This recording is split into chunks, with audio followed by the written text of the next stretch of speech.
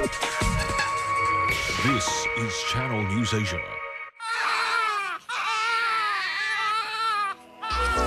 Tabula rasa. That's what philosophers used to equate babies to, a blank slate. But these days, science seems to prove otherwise.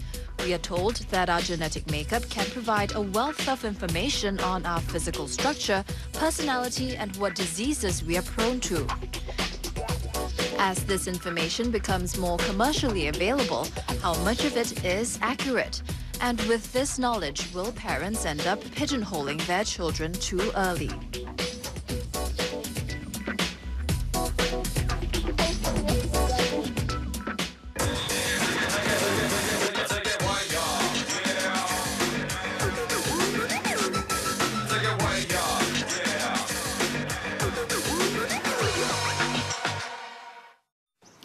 DNA. 3 simple letters, but they make up our body's very complex blueprint.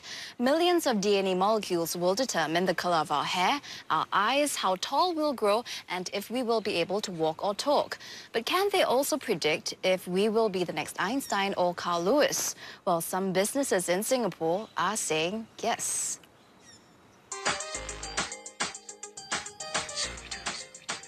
Anand Sake has a really busy weekend schedule for a 5-year-old. Mornings are for Chinese, speech and drama, brain development classes and soccer. Afternoons are for taekwondo, dancing and acting classes.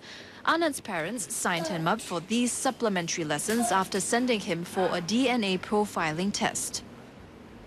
And his results: an outstanding dancing gene and social gene. This means he is more likely to excel in dance and has an innate affinity to be sociable. We knew he would just suddenly start shaking himself and, like all kids do, but we didn't know that he really would have a dancing gene. And then when we put him in, we could see that, he really was trying new things, watching TV, trying to imitate and emulate them. We realized he is definitely not going to be the book guy. We were planning to put him in English reading, and then we said, stop all of this. Go to more freewheeling programs rather than reading and writing.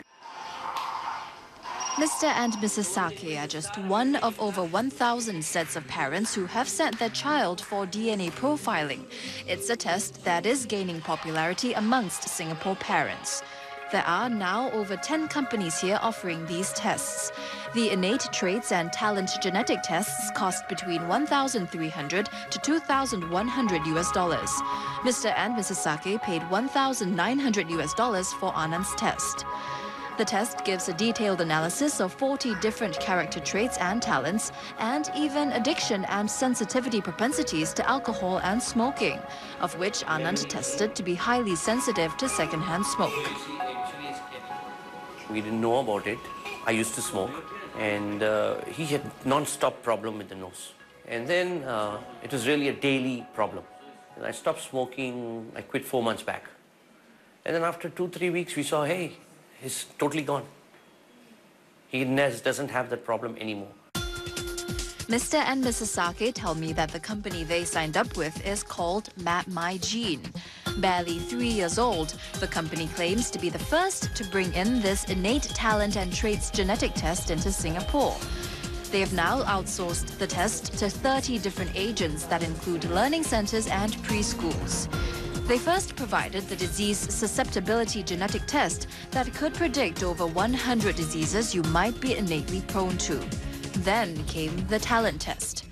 With the tagline, "The Art of Intervention," Map My Gene has already amassed 1,000 over clients for the talent test in just 2 years.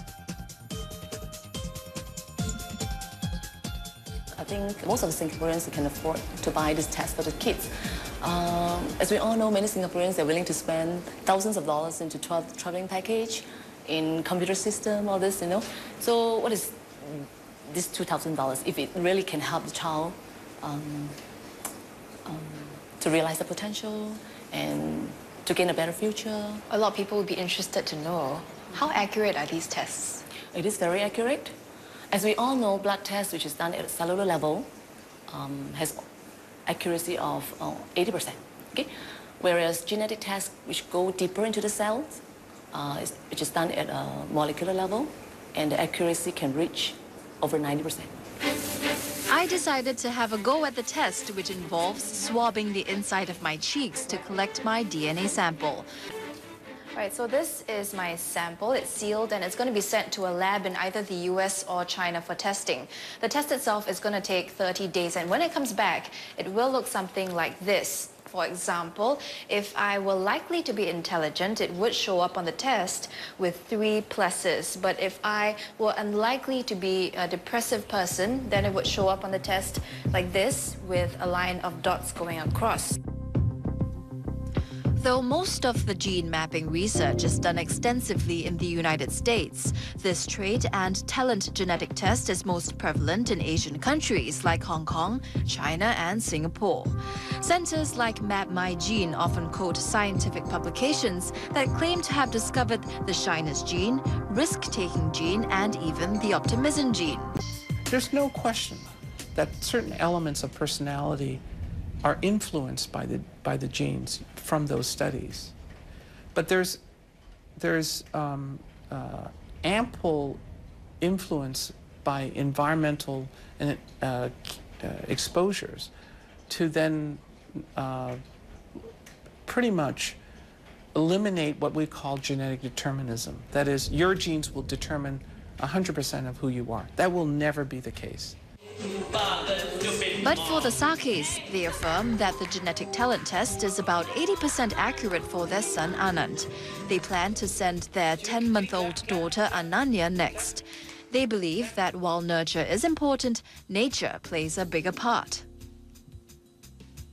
The genetic comes first, then comes the upbringing, and then comes the environment. It's just that if you know those, then your upbringing can focus on them and build or modify the framework a bit for the better, so that when the environment starts working on it, the plus of the genetic works better and the minus of the genetic is managed.